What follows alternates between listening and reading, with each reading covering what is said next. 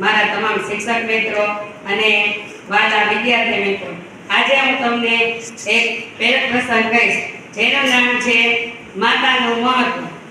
એ દુનિયામાં ઘણા બધા માણસો હોય છે, પણ આપણી માતા છે એ આપણને જે ઓળખતી હોય છે એવું કોઈ નથી ઓળખતું.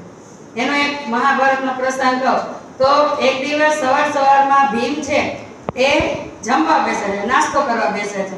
તો ભીમને એના બળનું ખૂબ અભિમાન થઈ ગયું હોય છે કે મારા જેવો બળવાન દુનિયામાં કોઈ નથી.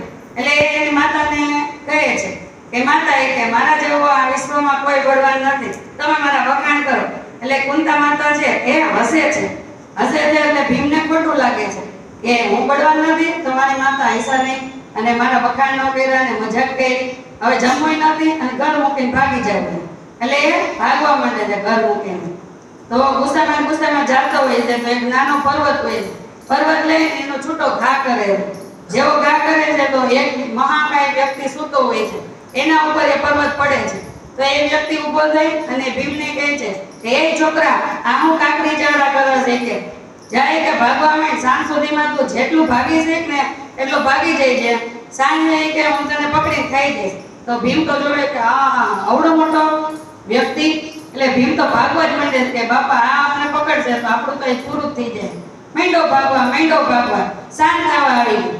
ભીમે જેવું પાછળ જોયું તો એ વ્યક્તિ થોડોક જ એનાથી દૂર હતો. એટલે ભીમને થયું હવે તો આપણું આવી બહેનો આવી જતો કે માતાની વાત માની લીધી વસ્તુ આવું થાત નહીં. તો દોડીને પાછળ જોતો ભાગતો હોય છે. તો એક વ્યક્તિ સાથે ભટકાઈ જાય, ધણાનારાનો ભટકાણો. એટલે એ જે વ્યક્તિ સાથે ભટકાણો એને બે હાથ ને બે પગ કપાયેલા હોય અને એ એવો મહાકાય વ્યક્તિ હોય છે. તો એ વ્યક્તિ ભીમને કહે છે કે એ ભાઈ જોઈને ચાલ ને. તો એ કે મારી પાછળ કે પેલો રાક્ષસ જેવો વ્યક્તિ આવે છે એ હમણાં મને ખાઈ જશે.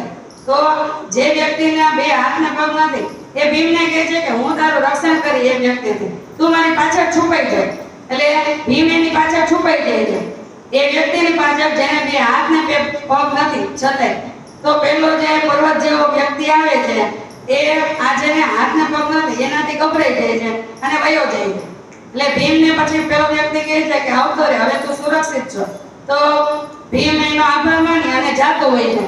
પછી ભીમને રસ્તામાં વિચાર આવે છે કે ઓલો એવો પર્વત જેવો વ્યક્તિ કે જેને મેં પર્વત માર્યો તેને નાની એવી કાકરી લઈ ગઈ અને આ કેવો બહાદુર, એને બે હાથ પગ નથી છતાંય એને પહોંચી ગયો. તો આના હાથ પગ જેને કઈ પાય છે ઈ કેવો બહાદુર રહેશે.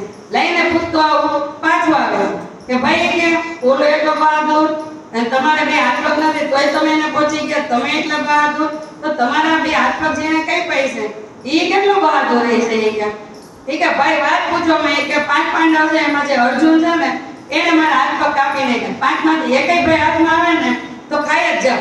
તો ભીમ કે હા કે આવે તો ખાઈ જજો. કે મને તો યાદ આવ્યું કે મારી માતા મને યાદ કરતા, હાલો જય સીતારામ એમ કરી અને ભીમ તો ભાગી ગયો. પછી તો ચોપેટ કરે નહીં કે 5માં હું છું, નહીં તો એનો જમણવાર થઈ જાય.